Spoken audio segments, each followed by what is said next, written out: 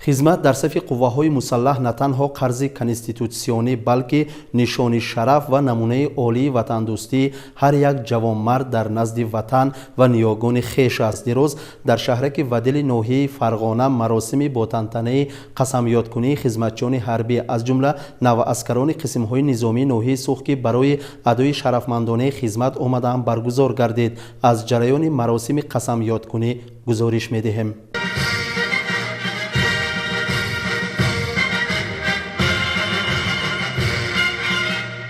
مراسم سوگند یادکنی جوان پسرانی که به صف ارتش ملی ما دعوت شدند عین زمان در تمام قسم‌ها و بخش‌های نظامی قشون‌های سرحدی خدمات امنیتی دولتی با روحیه بلند جنگی و ایدانه جریان دارد. از جمله مراسم سوگند سربازانی که برای ادای خدمت به قسم‌های نظامی ناحیه سوخت سفربر شدند در یکی از واحدهای نظامی ولایت فرغانه با شکوه و شهامت مخصوص دایر گشت.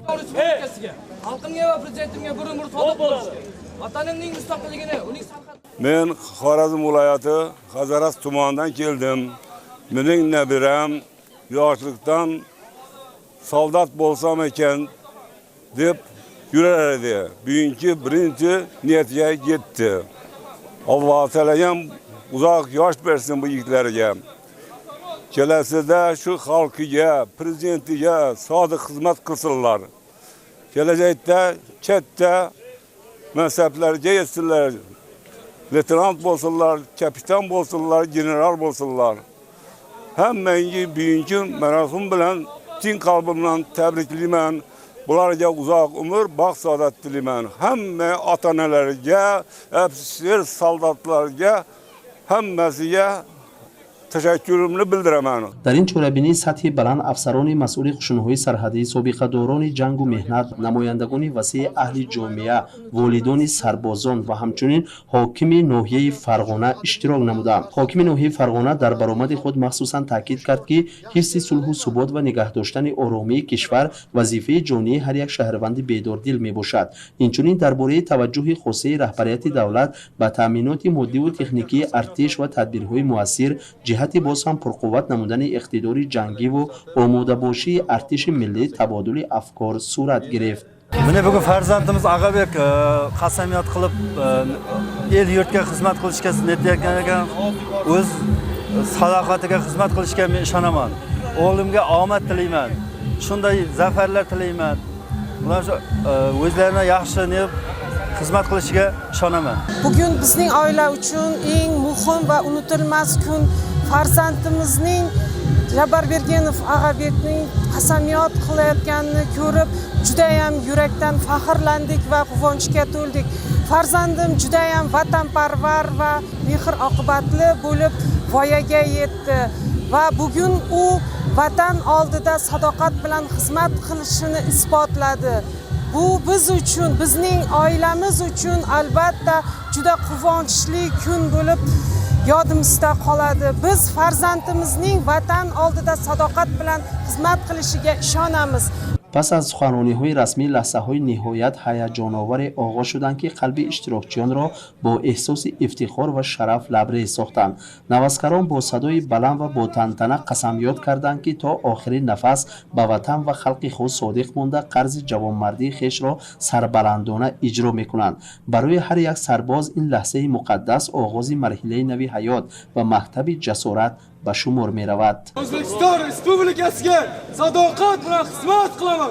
Davlatim timsoli bo'lmish muqaddas bayroqni o'pib, buyuk ajdodlarimning pok ruhlari oldida vatanim oldidagi burchimni halol bajarishga bel bog'lab, vijdonim, or-nomus va sha'nimni o'rtaga qo'yib, O'zbekiston Respublikasi xalqimga va prezidentimga bir umr sodiq bo'lishga, vatanimning mustaqilligi, uning sarhadlarini, ona xalqimning tinchligi va osoyishtaligini, milliy manfaatlarini so'nggi nafasimgacha himoya qilishga, O'zbekiston Respublikasiga qarshi qaratilgan har qanday tajovuz va g'arazli harakatlarga qarshi ayovsiz kurashishga, O'zbekiston Respublikasi konstitutsiyasiga, qonunlari va umum harbiy nizomlariga qat'iy amal qilishga, davlat va harbiy sirlarni saqlashga, quruqlikda, suvda, havoda, har qanday sharoitda ham o'z burchimni vijdonan bajarishga, har qanday mashaqqatli sinov va qiyinchiliklarga ham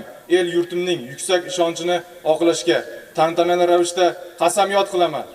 یکی از سربازان با افتخار چنین اظهار داشت که برای او لحظه قسمیات کردن در نزد پرچم دولتی مقدسترین لحظه حیات است. او ذکر کرد که از کودکی آرزو داشت لباس نظامی باور کرده پاسبان مرز و بوم کشور باشد.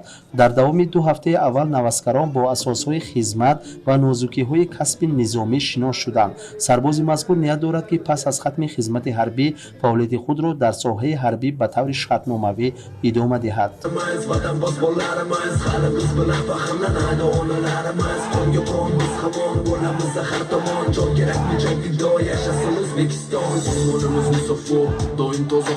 Mana bugun harbiy xizmatchilar o'z qasamyodlarini qabul qilishdi va biz bu fursatdan foydalanib aytmoqchimanki, hamma o'g'il bolalar o'zini yigitman degan O'zbekiston o'g'lonlari albatta ushbu kun yigit kishini kuni bir marta bo'ladi. Yigit kishi vatanga qasamyod faqat bir marta qabul qiladi.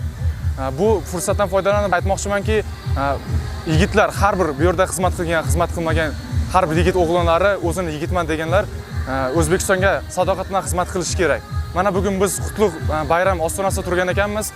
Juda ham ko'plab qiyinchiliklarga va turli xil sinovlardan o'tib ushbu kunni boshimizdan o'tkazyapmiz.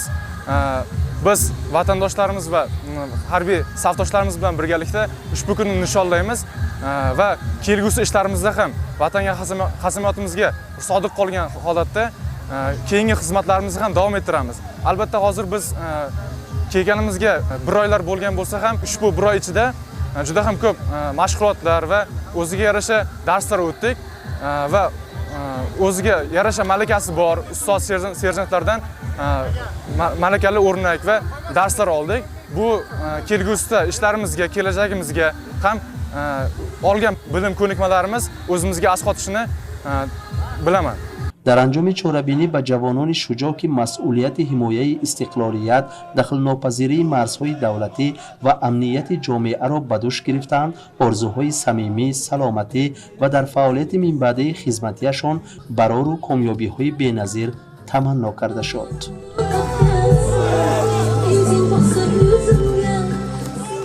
O'zbekiston Respublikasiga salom!